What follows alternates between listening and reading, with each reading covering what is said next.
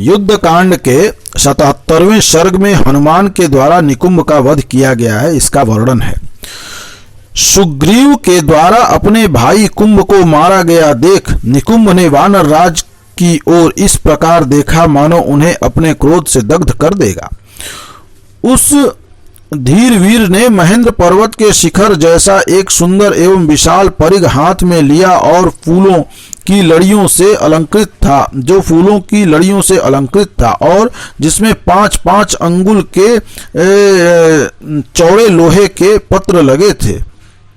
उस परिघ में सोने के पत्र भी जड़े थे और उसे हीरे तथा मूंगों से भी सुशोभित किया गया था। वह परिघ यमदंड के समान भयंकर तथा राक्षसों के भय का नाश करने वाला था। उस इंद्रध्वज के समान तेजस्वी परिघ को घुमाता हुआ वह महातेजस्वी भयानक पराक्रमी राक्षस निकुंभ मुंह फैलाकर जोर जोर से गर्जना करने लगा। उसके वक्ष स्थल में सोने का पदक था, भुजाओं में बाजूबंद शोभा देते थे, कानों में विचित्र कुंडल झलमला रहे थे और गले में विचित्र माला जगमगा रही थी। इन सब आभूषणों से और उस परिघ से भी निकुंभ की वैसी ही शोभा हो रही थी जैसे विद्युत और गर्जना से युक्त मेघ इंद्रधनुष से सुशोभित होता है।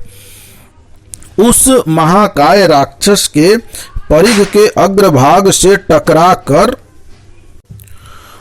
प्रवह आवह आदि 7 महावायुओं की संधि फूट गई तथा वह भारी गड़गड़ाहट के साथ धूम रहित अग्नि की भांति प्रज्वलित हो उठी। निकुंभ के परिघ घुमाने से विटपवती नगरी यानी अलकापुरी, गंधर्वों के उत्तम भवन, तारे, नक्षत्र, चंद्रमा तथा बड़े बड़े ग्रहों के साथ समस्त आकाश मंडल घूमता सा प्रतीत होता था।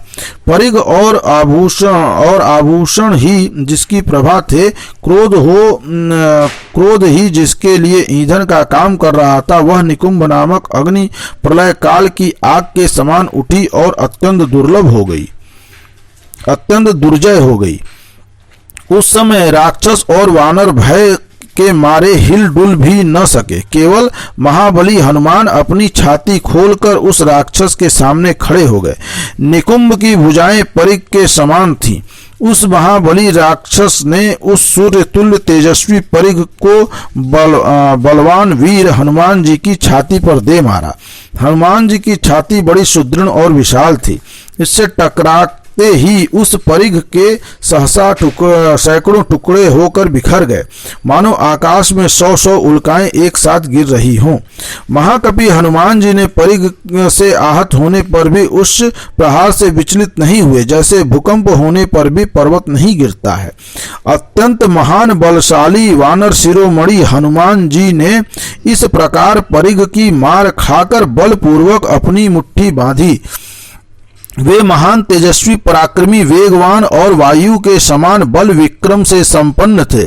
उन्होंने मुक्का तानकर बड़े वेग से निकुंभ की छाती पर मारा।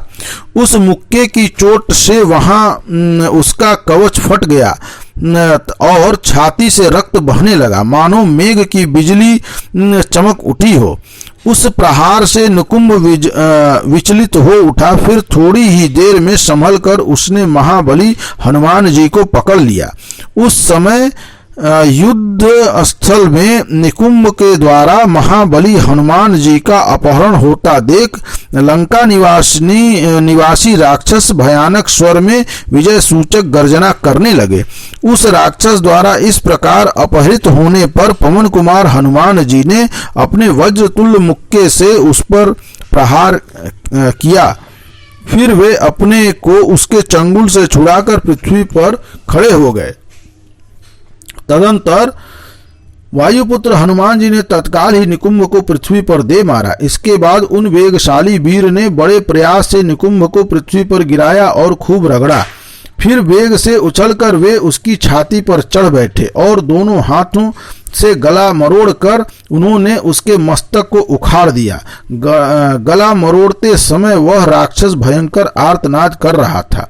रणभूमि में वायुपुत्र हनुमान जी के द्वारा गर्जन करने वाले निकुंभ के मारे जाने पर एक दूसरे पर अत्यंत कुपित हुए श्री राम और मकराक्ष में बड़ा भयंकर युद्ध हुआ। निकुंभ के प्राण त्याग करने पर सभी वानर बड़े हर्ष के साथ गरजने लगे। संपूर्ण दिशाएं कोलाहल से भर गईं। पृथ्वी चलती सी जान पड़ती थी। आकाश मानो फट पड़ा हो ऐसा प्रतीत होने लगा तथा राक्षसों की सेनाओं में भय समा गया। इस प्रकार युद्ध कांड का यह 77वां सर्ग यहाँ समाप्त हुआ। बोलिए राजा रामचंद्र की जय।